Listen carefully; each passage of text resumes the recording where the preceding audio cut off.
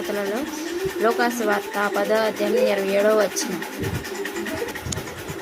అతడు నీ దేవుడైన ప్రభువును నీ పూర్ణ హృదయముతోనూ, నీ పూర్ణ మనస్సుతోనూ, నీ పూర్ణ శక్తితోనూ, పూర్ణ వివేకముతోనూ ప్రేమింపవలెను. నిన్ను వలె నీ పొరుగు వారిని ప్రేమించవలెను. అంటే పరిశుద్ధ గ్రంథంలో నిన్ను వలె నీ పొరుగు వారిని ప్రేమించాలని వివరంగా చెప్పబడింది.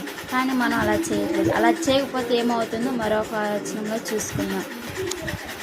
గలతీయులకు రాసిన పత్రిక 5వ అధ్యాయం 14వ వచనం. ధర్మశాస్త్రం అంతయు నిన్ను వలె నీ పొరుగువాన్ని ప్రేమించవలెను అని ఒక్క మాటలో సంపూర్ణమై ఉన్నది. అయితే మీరు ఒకరిని ఖర్చుకొని భక్షించిన ఎడల మీరు ఒకరి వలన ఒకరు ఒత్తిగా నశించుదురేమో చూసుకునుడి. అర్థమైందా ప్రియులారా?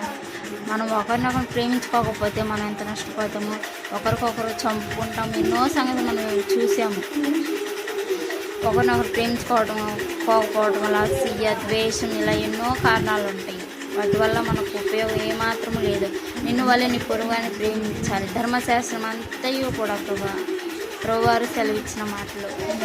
మనం ఒకరినొకరు ఎల్ల ప్రేమతో కలిసిమెలిసి ఉండాలని వివరంగా చెప్తున్నాం. మరొక వచనం చూసుకుందాం. అదే గలతీయులకు రాసిన పత్రిక 5వ అధ్యాయం 13వ వచనం చివరి లైన్ చూడండి. ప్రేమ కలిగిన వారై ఒకరినొకడు దాసులై ఉండుడి. ప్రేమలో మనం దాసులుగా అంటే ఎంతో ప్రేమగా, నెమ్మదిగా, ఓర్పుతోటి ఉండి ప్రేమను కలిగి ఉండాలి. ఇలా ఎంతమంది ఎంత శాతం ఉండగలుగుతున్నారు? మళ్ళీ ప్రతి ఒక్కరు కూడా ప్రేమ అనేది కరువైపోయింది. కనీసం మన పిల్లల్ని, మన తల్లిదండ్రులను కూడా ప్రేమించకూడదు. ఇదే గ్రంథంలో చెప్పాడు, తల్లిదండ్రులను ప్రేమించకపోయినా, కుమారుని ప్రేమించకపోయినా నన్ను ఎలా ప్రేమిస్తారని యేసుక్రీస్తు ప్రభు వారు మనల్ని అడిగాడు. ఆ వచనం కూడా చూసుకుందాం. ఇతరుని ఎలాగ ప్రేమించాలి, శత్రువుని కూడా మనం ప్రేమించాలని యేసుక్రీస్తు ప్రభు వారే మనకి వివరంగా చెప్తున్నారు. ఒకసారి లేఖనంలో పరిశీలిద్దామా? లూకాసు వార్త 6వ అధ్యాయం 35వ వచనం. లూకాసు వార్త 6వ అధ్యాయం 35వ వచనం.